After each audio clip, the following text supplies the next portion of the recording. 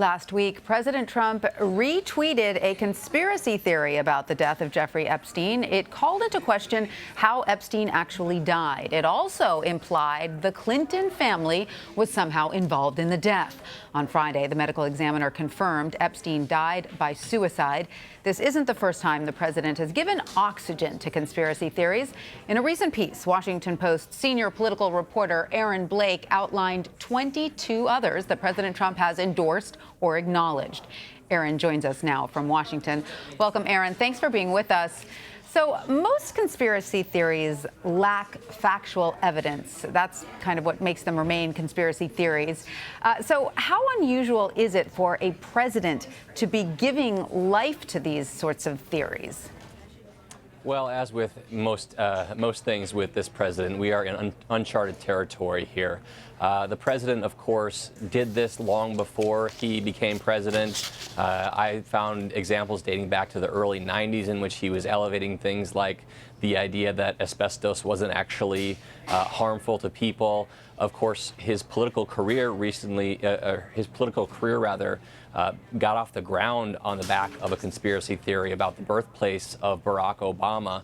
But as he's come into office, he has been given more opportunities to raise these theories. It has become more remarkable that he's doing it in certain cases, and he has also used them, similar to the birther conspiracy theory, to further his political goals and to call into question some of the things that his opponents have done in the past.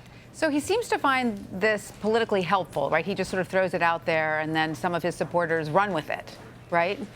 Yeah, there are certainly examples in which the president has just tossed something out, into the ether and let people do with it what they will, that there may not have been a significant political angle to it. But one of the uniting themes of a lot of these different things is calling into question the intentions of his opponents, making it sound like they might have done something nefarious, even if there's not actually evidence for that.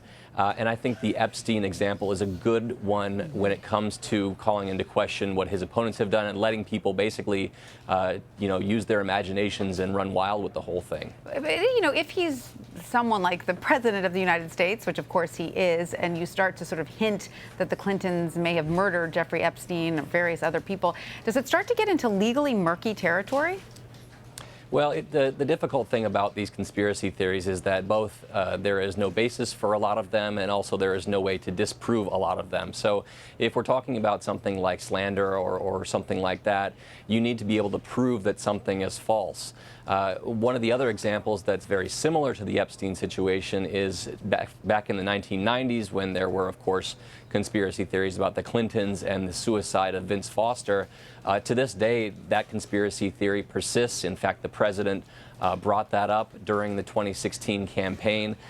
So these things just have a habit of never really going away because in a lot of cases, they're simply impossible to disprove. Right. And, one of the theories President Trump has elevated regularly is that a large number of illegal votes were cast in the 2016 presidential election.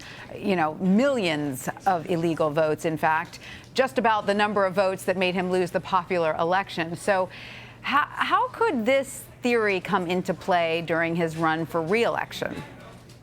Well, I think this is a good example of something that maybe is the president, throwing something out there to just make himself look better.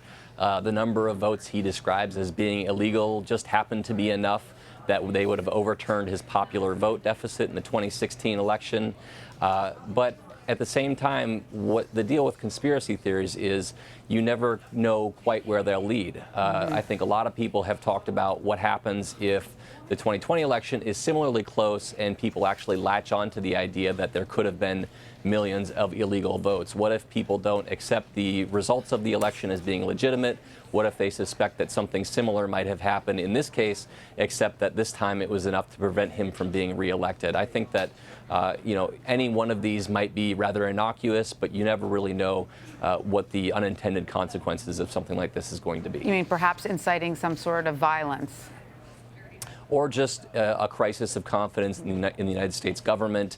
If people don't think that the person in the White House is the rightful occupant, that can lead to some certain kinds of unrest.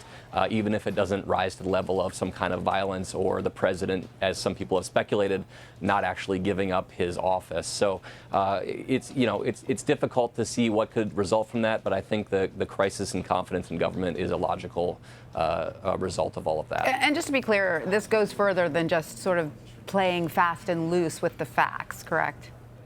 Yeah, I think some of these are one-offs from the president. There was a time, for example, that he floated the idea that maybe Antonin Scalia, the late Supreme Court justice, hadn't died, just in his sleep, as has been the official cause of death.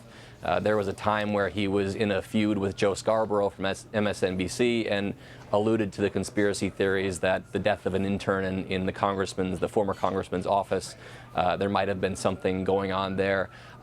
I think where it starts to be a more serious situation is when the president follows through on these and starts to bring them up over and over again. Right. We saw that with the Epstein situation, where he basically a couple days later floated the idea that this is something that needed to be looked into. Once people start grabbing onto that, they start to see more signals from the president, is where things start to catch on. And we've seen, so with something like the birther story, this is something that as recently as December of 2017, half of Republicans continue to subscribe to. So these things can catch on and can really stay caught on. All right. Well, Aaron Blake, thank you so much for bringing all of these to our attention. We really appreciate it. Thank you.